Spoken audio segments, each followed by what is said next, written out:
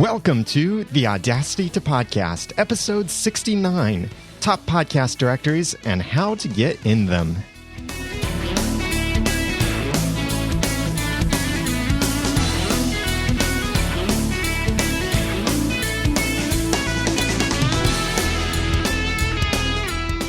Thank you for joining me for another episode of the Audacity to Podcast. This is the podcast where I give you the guts and teach you the tools to podcast with passion, organization, and dialogue. This is a how-to podcast about podcasting and using Audacity, which, by the way, next episode will be entirely about Audacity. This episode, we're going to talk about podcast directories and which ones are most important, which ones that really need your attention, and how you can get in these directories, what you need to do to make sure you're ready for these directories, and if you really want to get obsessive, where you can go to find out all of the podcast directories that you could possibly be in, which will consume the rest of your life submitting yourself to all of those directories.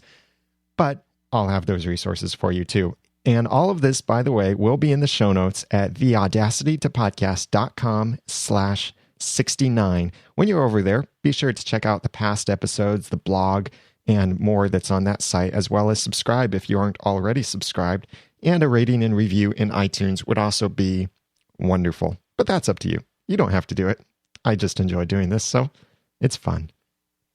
So you have your podcast, but if it sits on just your website, then it's not good enough. There is no such thing as if you build it, they will come in the internet world. People don't just come to your site. Now, there are things you can do to optimize your site and your podcast and all of this, so it's easier for people to find you, yes. But still, it's best to go to where people are. Now, if you're from the Midwest, you could add the word at the end of that sentence, but it'd be totally unnecessary and improper. And yes, that's a pet peeve of mine that people around here say at the end of sentences way too much. Anyway, go where people are for your podcast if you want to promote to them. So this means even places that you don't use, that you don't care about, that you may even hate with every bone in your body and all of your guts and everything attached to them. Like iTunes. A lot of people do not like iTunes.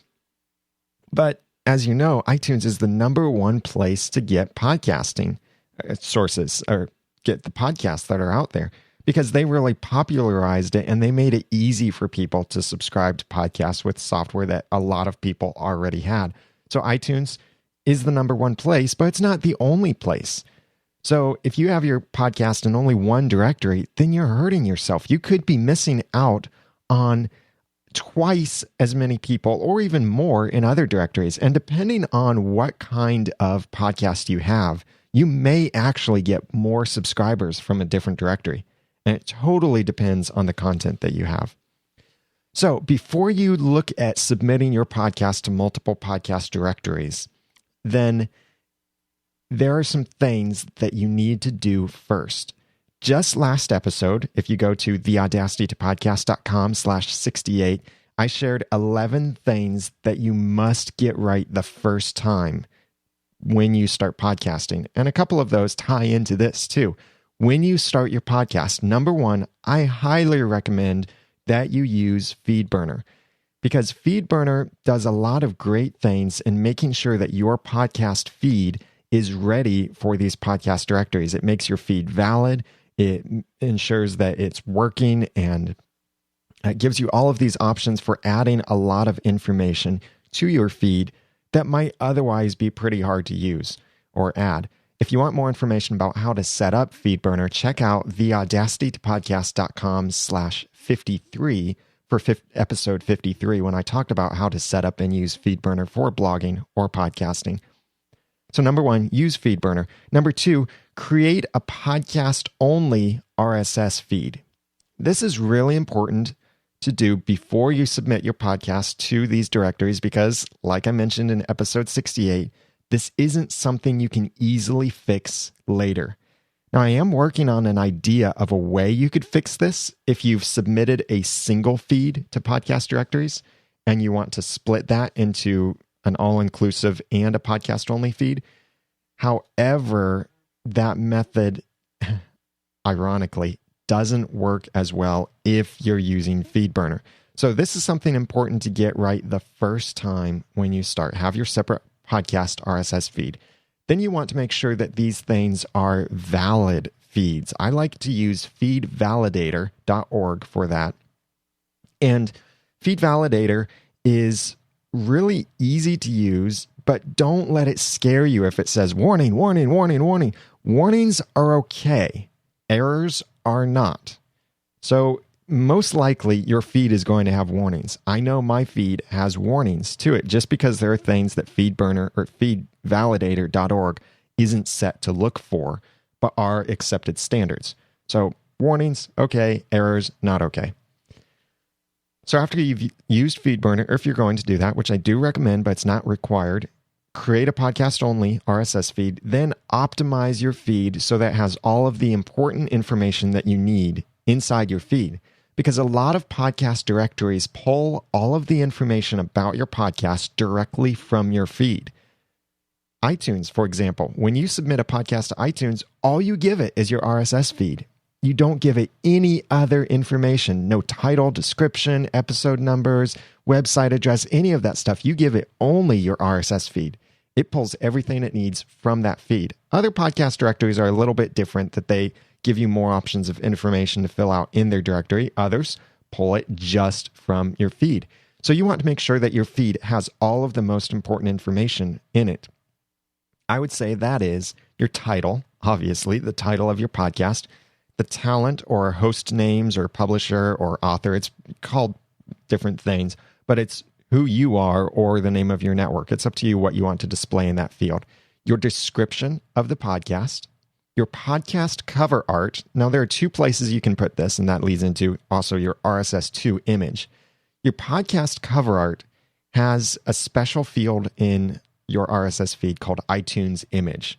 That's where iTunes gets its high resolution image of your podcast cover art. This would be your 600 by 600 version. Then there's also the RSS2 image, which is maximum 144 by 144 pixel edition of your podcast cover art. That's where the other podcast directories will often get your image unless they let you upload it yourself. Your feed will also need information like the categories, especially for your iTunes settings, because you set that in your feed, not through iTunes, what categories you'll be in.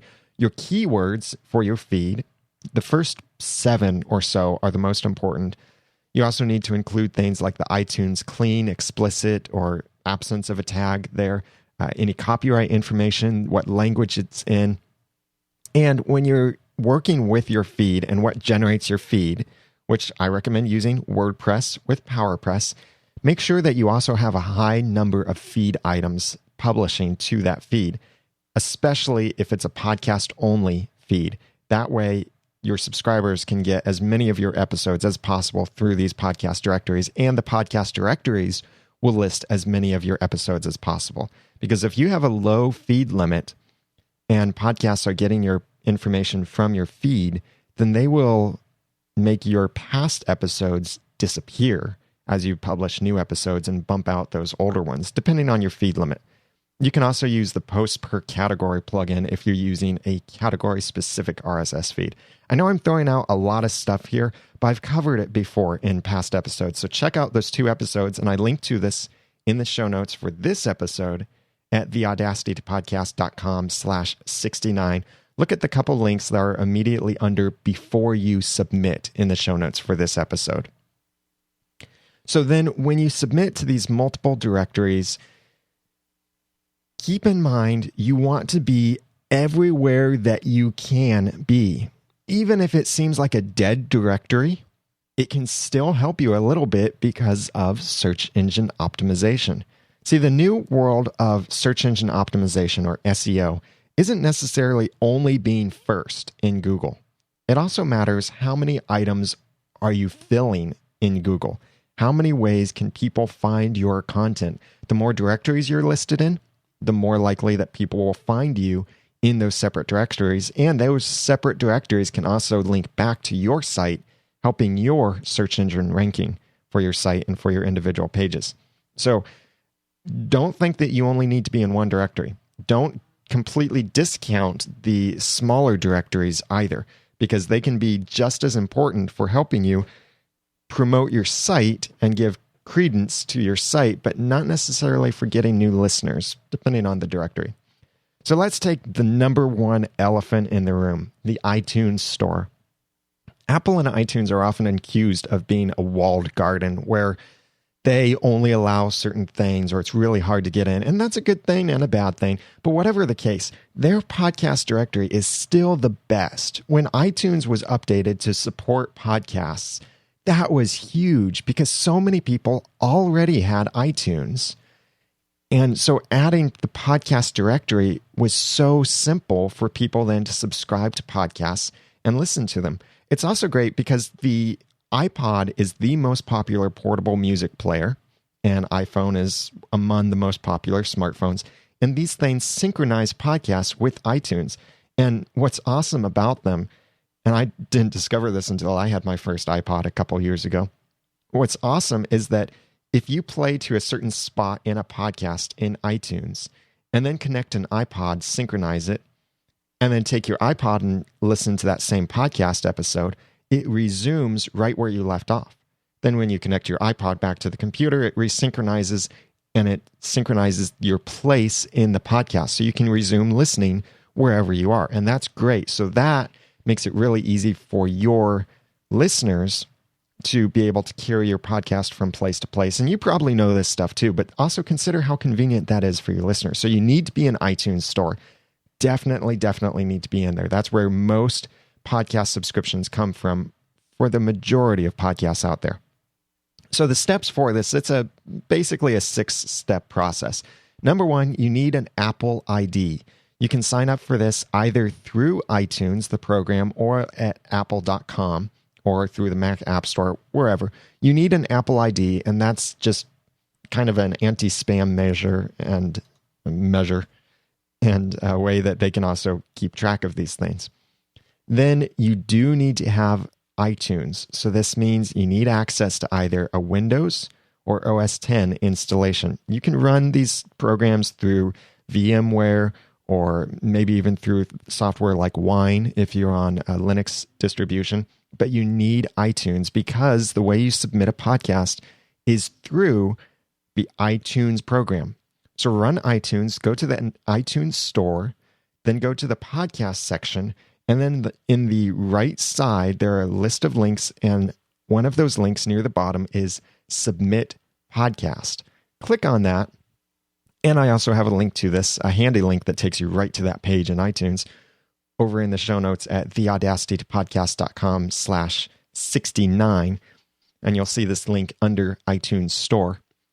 When you click that link, or to get to Submit Podcast, all it asks for is your RSS feed. I highly recommend that this be your podcast only feed. Again, you're going to hear that a lot in this. Submit your podcast only feeds to these directories. So enter your podcast only feed, and whether you've logged into iTunes or not yet, it may ask you then to log in with your Apple ID, especially if this is your first time using iTunes. You log in, you complete the process. It'll ask for an email address, I think, and then you just wait for approval. And Apple will notify you when your podcast is approved, and then you'll be able to search for it within a couple days, and your cover art and stuff will appear within a couple of days. As soon as your podcast is listed, not all of the stuff is filled in. Like, you won't be searchable. Your cover art might not be there immediately in search results or directory listings. It might take a couple days, so don't panic if you don't see anything at first.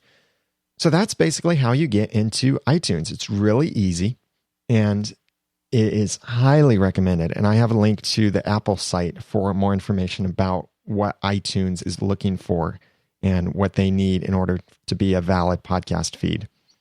Another place is, now the rest of these, as I go through, are not in any particular order, but I recommend that you be in the Zune Marketplace.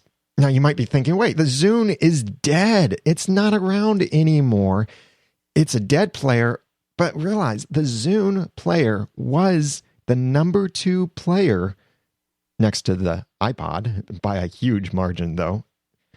It was a very popular player and very well designed, too, in some ways, except for physically. But it had great software, and Microsoft now has Windows Phone, and Windows Phone uses the Zune Marketplace for software and videos and podcasts. So you should be in the Zune Marketplace with your podcast. Getting into the Zune Marketplace is pretty easy, but it doesn't involve what you would think it would involve. Don't go to the website and click Submit Podcast. That oddly doesn't always seem to work. So the best way, and I did just confirm this today with Rob Greenlee, who runs the Zune Podcasting Network, and he has some podcasts of his own, is email rob@zune.net with your podcast-only RSS feed. That's all he needs. He doesn't need any other information. But if you email him with your podcast-only feed, so that's Rob, R-O-B, at zune.net, Z-U-N-E.net,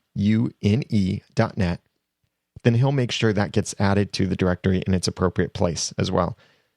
So that way you can be on Zune devices, the Zune Marketplace for Windows, and also Windows Phone systems.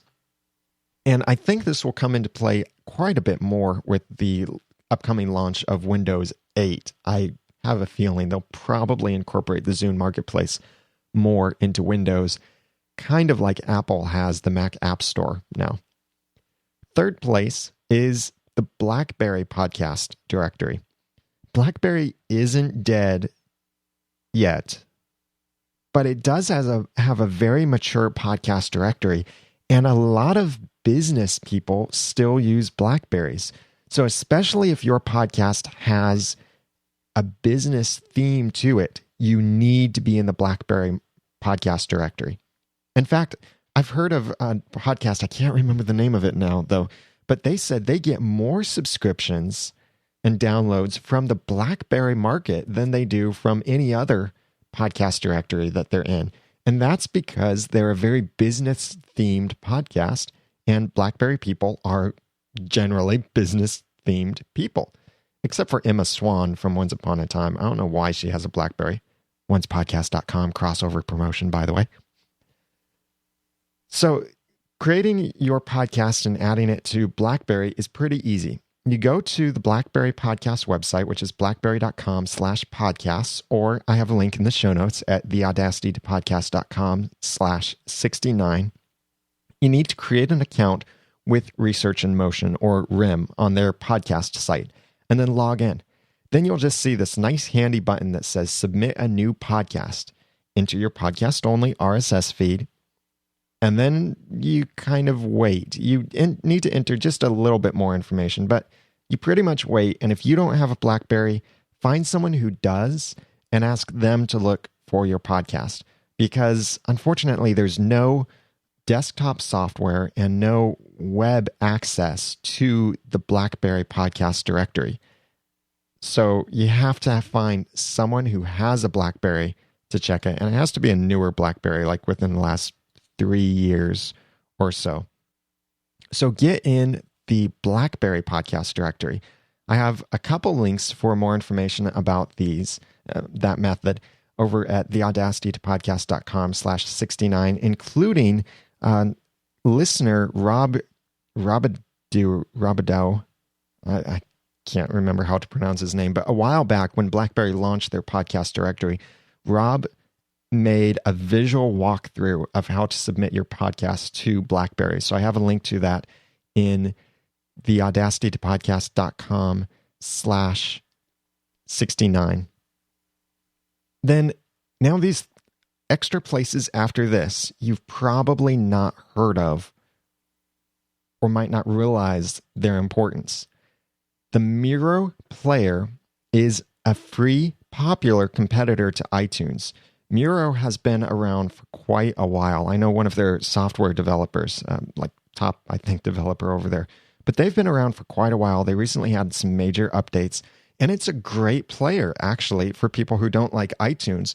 And Miro has this thing called the Miro Guide at MyRoguide.com, where you can subscribe to video and audio podcasts. Miro is typically a video podcast directory, but they also have plenty of audio podcasts, and all of my audio podcasts are also in there. So this is another great place where you could submit your podcast. So first, you have to create an account over at MiroGuide.com and log in. Then, once you're logged in, hover your mouse over your username in the upper right corner of the screen and click Submit a Show. Then you enter your podcast information, and all they really need is your podcast name and your podcast-only RSS feed. Then you have two buttons. The button that concerns you is I am the creator. You're claiming this as your own feed. That way it's trackable within your account. And then you just wait for approval, and they will email you a link that includes the link to your listing in the Miro Guide.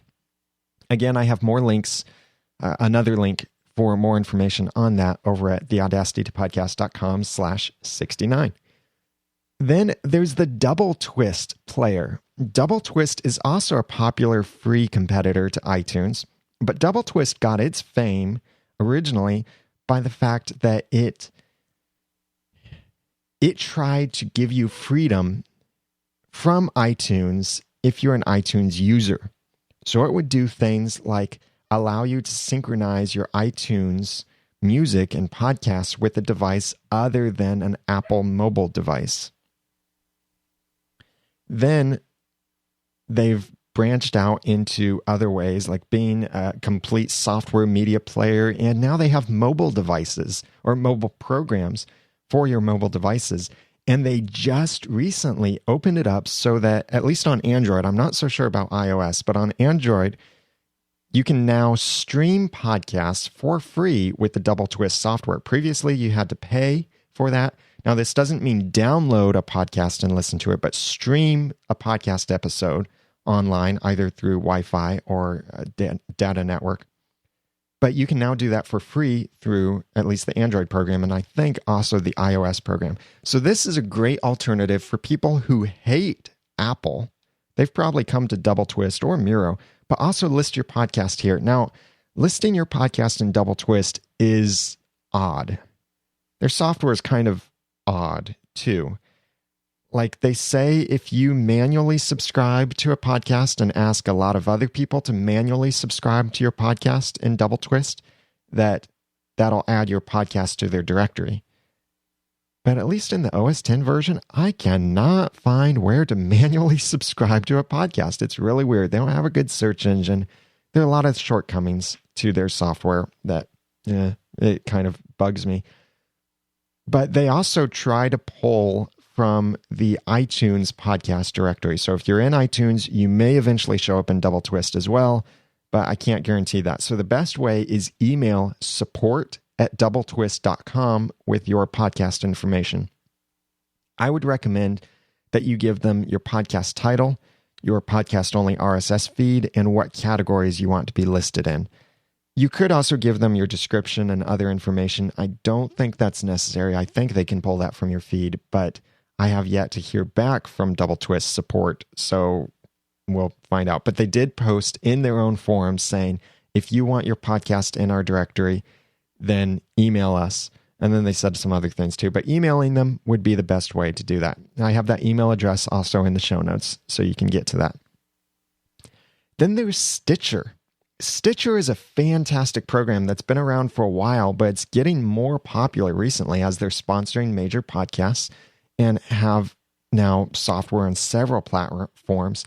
Stitcher is a program that streams podcast episodes for mobile devices, but also does it on the desktop that you can do it through a web browser.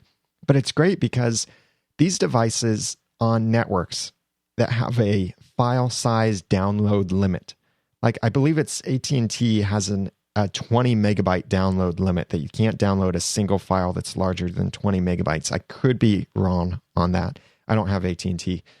But if you have a carrier that limits your download file size like that, then Stitcher is a great way around that because they will stream the episode to you and You can search for episodes, or you can pick a category and it just plays all of the episodes from that. It's a great way to get your stuff on mobile devices, make it easy for people to listen while they're out and about, or listen through a website streaming if they're not on your own website. If you want to use Stitcher for yourself, please sign up with the promo code Audacity, and that is an affiliate link. I will get paid a small amount if you sign up with the Audacity promo code, and you will also be entered in a contest for, I think it's $100 from Stitcher. So what you need to do to get into the Stitcher podcast directory is sign up as a Stitcher partner. I have a link for that on the show notes over at theaudacitypodcast.com/69. And when you sign up, you can include your podcast information for multiple podcasts at the same time. So you don't have to keep going through this sign up procedure or submit all of these forms. So it asks for your podcast title and your podcast only RSS feeds. You can also add your bit rate, but that's not required. Now, Stitcher does cache your episodes. So if you're using Libsyn, Blueberry, Podtrack, or any service like that to track your download statistics, this will not show up from Stitcher. So keep that in mind. You have to go through Stitcher to see what your actual statistics are, but they have some really awesome statistics. Like you can see how long did people listen to this episode because it's streaming. So you can see that maybe you have a 5-hour podcast episode. Please don't, but maybe you do have one. And then you see that, oh, most people only listen to 45 minutes. Then you can get an idea that, hey, maybe you should instead have a 45-minute podcast episode instead of a 5-hour podcast episode. And the reason right now the chat room is questioning this, they're like, really, seriously, that Stitcher caches your episodes? Yes. And the reason they do that is because in order to make your episodes more streaming friendly, they have to cache it and re-encode it. So your episode quality, audio quality, is lowered for people listening through Stitcher. It's definitely converted to mono. I believe they also drop it down to 32 or 64 kilobits per second. It's probably 32. Based on my memory of how it sounds like it was something around 32 kilobits per second. Wow. I'm a geek. If I could just tell that by listening to it, that's terrible. If you can tell too, then welcome. We're geeks together. It's not terrible. It's just crazy that we can do that. And then wait for approval from this. And you can also sign up to be a Stitcher affiliate, but I haven't made any money from it. We've got Nick in the chat room. He hasn't made any money from it. I know a couple of people are promoting their Stitcher links and haven't made any money from it. It doesn't pay very much, but it could pay something. I just haven't promoted Stitcher very much, and it's all in how much you promote it, because really, you're not going to make money from something you never promote. By the way, while I'm talking about the chat room, I do this live every Monday at 2 p.m. Eastern Time over at noodle.mx/live. And it's awesome to see all these people hanging out. We've got in the chat room right now, Dachshund for Georgian, Money Plan SOS. That's Steve. We've got Nick SPNT, Wally's Modcast, JD Sutter, and a couple of anonymouses in there. So thank you everyone for joining live. And everyone else that's listening to this on the download can join live when I do this on 2 p.m. Eastern Time on Mondays over at noodle.mx/live. Then finally, the last popular directory that I would recommend that you put your podcast in is in the Blueberry podcast directory. Blueberry does a lot of awesome things for podcasters because they offer that service that we all love, the PowerPress plugin for WordPress, which is the best podcasting plugin for WordPress, in my opinion. I know there are others out there, but I absolutely love PowerPress, and it's great. These guys know podcasting. They are podcasters. Everyone on their team, I think, has their own, at least one podcast. And I've met most of the people on their team. There's some great guys. Angelo Mandato does all of their programming. Michael Dell does their development. Todd Cochran is their CEO. So listing your podcast in Blueberry directory is great. There are also benefits too, like joining Blueberry and getting their free stats, or you can pay only $5 a month and get premium stats, which are wonderful. They give you a lot more details about your stats. They also have media hosting options and more over there. But you can just list your podcast in the Blueberry directory. They have a very important requirement for your podcast. That is that you have at least 7 episodes in your feed. And there's a statistical reason they require that. Blueberry is very smart about this. They know that the average podcast doesn't make it beyond 7 episodes.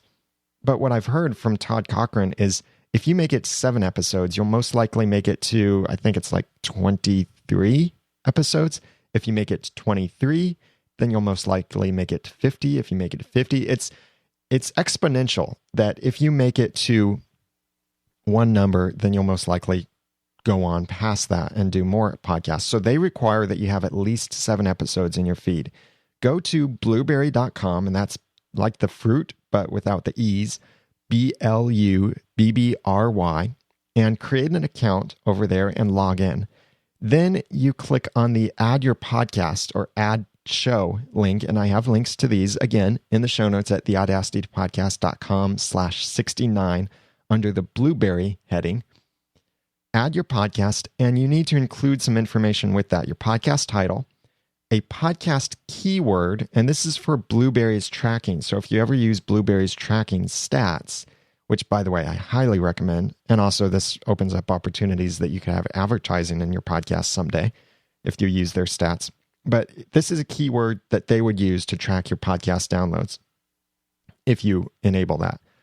You also need to choose your category. You get one category to choose from, and your podcast-only RSS feed and your web address. Then you wait for approval there. Again, make sure you meet that limit of at least 7 episodes in your feed before they'll approve you. So those are the top podcast directories I recommend and how you can get in them. Again, that's the iTunes Store, the Zune Marketplace, BlackBerry Podcasts, Miro Guide, the Double Twist podcast directory, Stitcher, and Blueberry. Now, there are hundreds, of other podcast directories out there. There are 2 places I recommend you go to find out more of these podcast directories. And I have links to this in the show notes at theaudacitypodcast.com/69. First, there's podcast411.com. They have a directory of podcast directories that lists a whole bunch of these places. And they recently updated this list as of January 2012. They updated the list and removed a lot of things because these podcast directories come and go. A couple big ones recently died or changed. Like podcast.com used to be a directory where you could submit your own podcast to it. But now podcast.com is owned by Libsyn, and listing yourself in podcast.com is exclusive to Libsyn members and Libsyn customers. So you do have to pay for Libsyn service in order to get in the podcast directory there, but that's a great place. So if you are a Libsyn customer, make sure you're listed in the Libsyn podcast.com directory. So check out podcast411.com's list of a directory of podcast directories. But also Jay Walsh from propotter.com had seen this list a couple months ago, and the list wasn't really updated. So Jay went through and checked a whole bunch of podcast directories and came up with what he felt was the top 50-ish podcasts directories that you should be listed in. Now, there are a lot here. There are things like Podcast Pickle. Used to be really big. Not so much anymore. In fact, their website has problems. It's not laid out very well, and it's buggy and stuff, but it's a good place still to make sure your podcast is listed there. There are other things like Podcast Alley and many other places like that I highly recommend that you check out, and go ahead and look at those podcast directories and consider submitting your podcast to them. Again, you can get these directions that I shared and links to these other directories over at theaudacitypodcast.com/69 and submit your podcast to these directories. I want to know from you, and please comment on the show notes about this.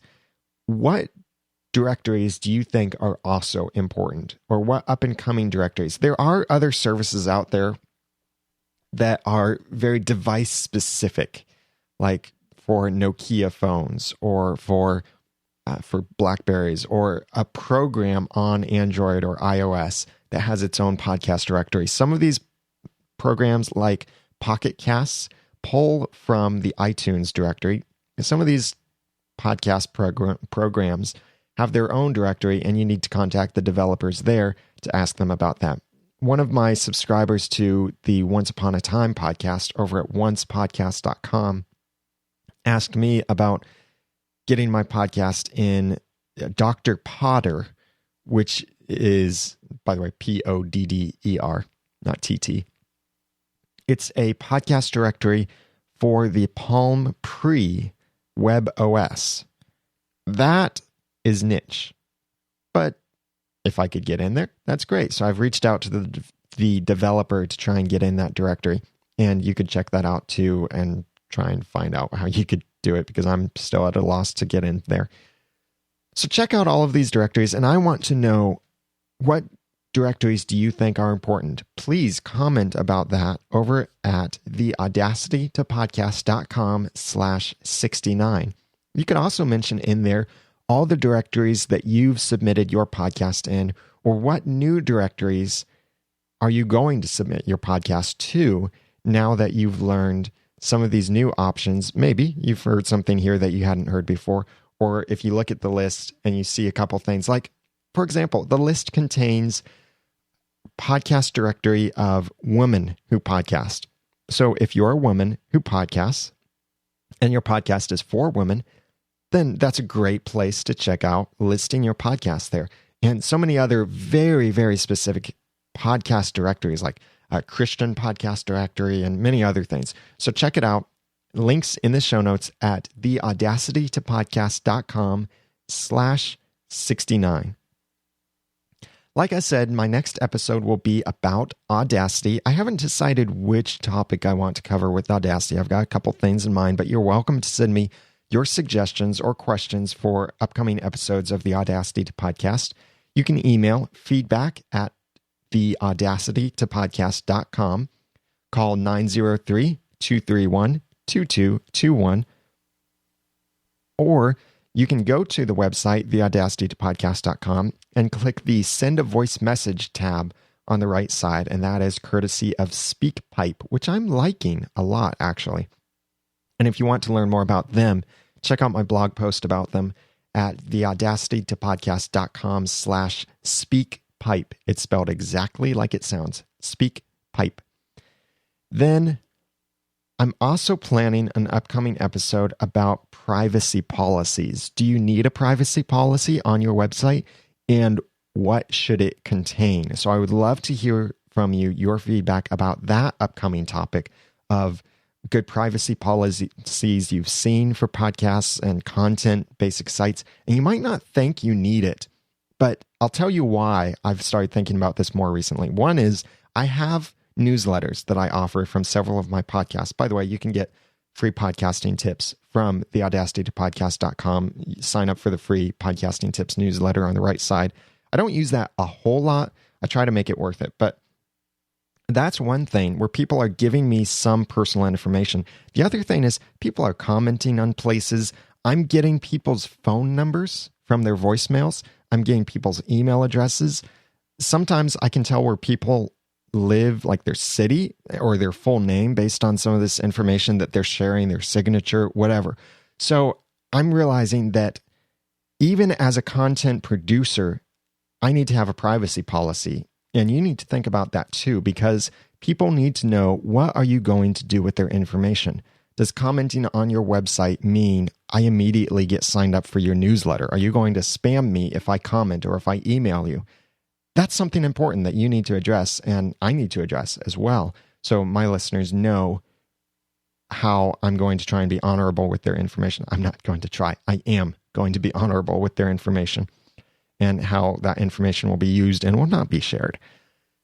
So Let me know what you think about privacy policy suggestions. If you have one, that would be great to see.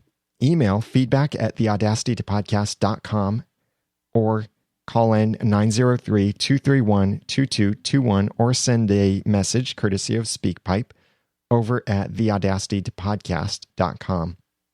One other reason this is very important that I discovered recently, I tried to apply for an affiliate program for, I can't remember the company right at the moment, but they turned me down. And thankfully, they said why they denied my application. And the reason was I didn't have a privacy policy, which I'd never thought about that before as affecting an affiliate relationship. But that might explain why a lot of other places have turned me down when I've applied for affiliate links and I've had to appeal to them for approval. So maybe having a privacy policy on your page will help you get affiliate links and make you look even more official too. So we'll be talking about that in a future episode. If you can't tell, my tongue starts getting twisted and my lips don't move as fast as my mouth does when I start getting excited. But check out all of this and more over at theaudacitytopodcast.com/69. I would love to hear from you what podcast directories you're using and what are your stats like? Are you getting a lot of subscribers from one of these off directories, or have you checked your stats on these directories and suddenly discovered, wow, you've got a lot of information there? Email feedback@theaudacitytopodcast.com for any future suggestions on future topics that I should include and questions about Audacity and anything else there too. Check out podcastcoverart.com if you need cover art for your podcast. The price has gone up, but I've also improved what I offer. So check it out at podcastcoverart.com. Now that I've given you some of the guts and taught you some of the tools, it's time for you to go podcast with passion, organization, and dialogue. Please follow me on twitter.com/theramennoodle and keep me in mind if you need any website design or other stuff like that I can design for you as a blogger, a podcaster, a business professional, whatever. I'm Daniel J. Lewis. Thank you so much for listening.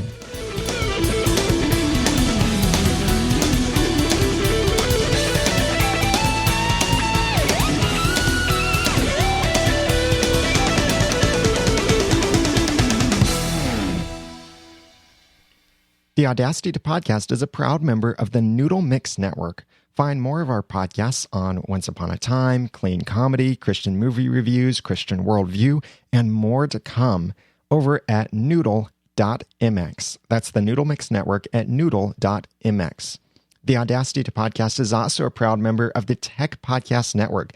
TechPodcasts.com is owned and run by Blueberry, who does awesome things for podcasters. And the podcasts over at techpodcast.com are awesome. All kinds of stuff about technology and all clean and family friendly, which I really appreciate too. So check it out at techpodcast.com. Some awesome people, awesome podcasters, awesome podcasts about technology. techpodcasts.com.